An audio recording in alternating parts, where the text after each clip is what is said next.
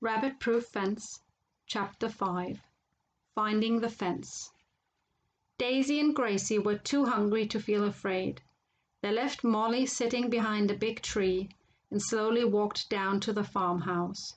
The dogs barked at them, but the girls opened the gate and went in. On the veranda in front of the farmhouse, a little girl of about 4 years was playing. She saw them and called out to them, then ran to open the house door.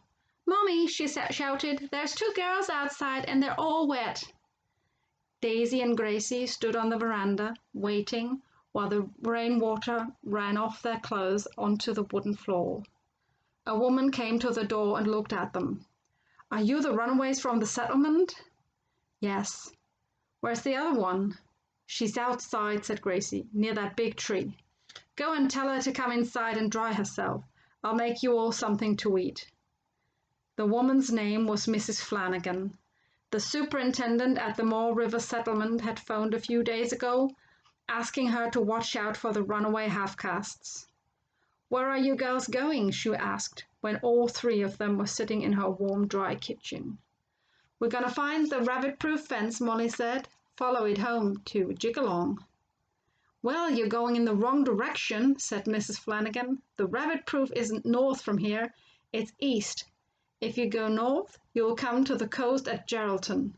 You want to go east towards Woobin." She made them some thick meat and tomato sandwiches, which they ate in seconds. They were so hungry. Then she gave them big pieces of fruit cake and cups of sweet milky tea. Soon they were feeling warm and sleepy. When they had eaten enough, Mrs. Flanagan filled some brown paper bags with tea leaves, sugar, salt, flour, a big piece of cold meat, some bread, and a fruit cake. She added 3 billicans for water. "You'll need these to make your tea in," she said. "Now come with me, and I'll get you some coats to wear." Outside in a storeroom, she found some old army coats. "Here, take these. They'll keep you warm, and they'll keep some of the rain out." She stood on her veranda watching them as they walked away into the trees. "Those girls are too young to walk around in the bush on their own," she said. She thought, "They'll die for sure. I'll have to report them before they get lost." She went back inside to phone the superintendent. "I'm doing the right thing. I'm sure I am," she said to herself. "Those girls won't get any further than other runaways. They always get caught." But Molly was not like other runaways. She knew much more about the bush than other Marduk girls of her age, and she had a clear, fixed plan in her head. She and her sister cousins were going home to Jigalong, and nobody was going to stop them. As they walked away, she turned in a northeast direction and said to Gracie and Daisy, "I made a mistake telling that woman where we're going. She knows we're going east, so we don't go east, we go this way." "Is she gonna report us?" asked Daisy, worried. "Maybe," Molly said. "Never mind, we'll make sure no tracker can follow us." They walked quickly on for several kilometers until it began to get dark. The land was more open here, with fewer good hiding places, but they found some thick bushes and built a shelter under them. They dug a hole for a fire in the center of the shelter, collected some dry wood and leaves, and soon they were warm and comfortable round their fire, eating cold meat and fruitcake and drinking hot sweet tea. The next morning the sky was clear. After some hot tea, they covered their fire hole and pulled down the shelter. "Now," said Molly, "we can go east. Follow me. Watch." Their route lay over some open ground which was covered in big stones. Molly stepped carefully from stone to stone, never letting her feet touch the dusty ground. Gracie and Daisy followed her, doing the same. They went quite a long way doing this, leaving no footprints for a tracker to find. As the 3 girls traveled east, news of their escape was traveling all over the country. On 11th of August, 1931, this notice appeared in the West Australian newspaper. "Missing Aboriginal girls. The Chief Protector of Aborigines, Mr. Neville, is worried about 3 native girls from 8 to 14 years old who ran away from Moore River Native Settlement several days ago. "We've been searching for the children for days," said Mr. Neville, "and the only thing we found is a dead rabbit which they had tried to eat. If anybody sees them, please inform me at once. It is not safe for them to be out in the bush on their own." Mrs. Flanagan was not the only person with news of the runaways. 3 days after the newspaper report, the police station at Dalwallinu sent this to Mr. Neville. "Report from Mr. D. Lyons, farmer. The 3 native girls called at my farm on Saturday.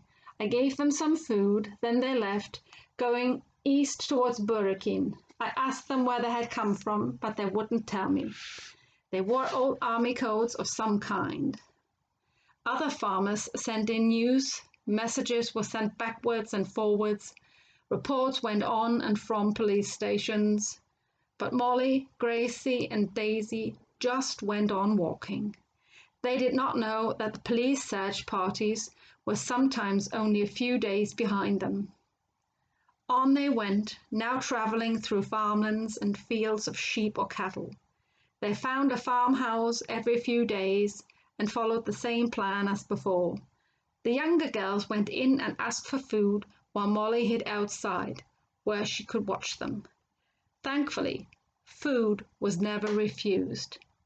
They took great care now when they went to a farmhouse. They came to it from one direction and pretended to leave in the opposite direction. Then they would do a full circle round the farmhouse, making sure nobody was following them, and go back and continue along their usual route. They were also careful with their cooking fire at night, always digging a hole where the fire could burn unseen. In the morning they covered the ashes of the fire and filled in the hole. Nothing was left to show where they had been. The 3 girls had now been on the run for over a month, and the land began to feel more like home. They could recognize some of the trees and the bushes, and the color of the earth was nearly the same red as at Jigalong. Walking had become difficult for them. The cuts on their legs from acacia bushes had become red and angry-looking sores, and were painful to touch. "My legs hurt, Dugu," Gracie said one day. "I can't walk." Daisy was also miserable. "My legs hurt too," she said. "Well, so do mine," said Molly, "but we can't stop.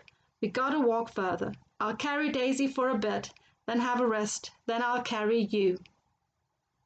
"All right," said Gracie. This made them slower, but still they went on walking. When it was Molly's turn to have a rest from carrying them, the younger sisters sometimes rode on each other's backs. The sores on their legs did not get any better, and their legs ached all the time. But they went on walking. When they could catch them, they ate birds, rabbits, and lizards. When they were given flour by women on the farms, they made their own damper and cooked it in hot ashes. One day, under a hot midday sun, Daisy and Gracie heard an excited shout from Molly, who was walking ahead of them. "I found it! Here it is! Come and look!" she shouted, laughing and waving her arms. "What is it?" said Gracie. "Why are you shouting?" "I found it! I found the rabbit-proof fence!" Gracie and Daisy came to look. "But what's so special about this fence, Dugu?" Daisy said. "How do you know it's the rabbit-proof fence?" "Because it's straight, see," Molly said, "and they've cut down the bushes on both sides. My father told me all about it." She put both hands on the fence and added softly, "And it's gonna take us all the way home to Jigalong."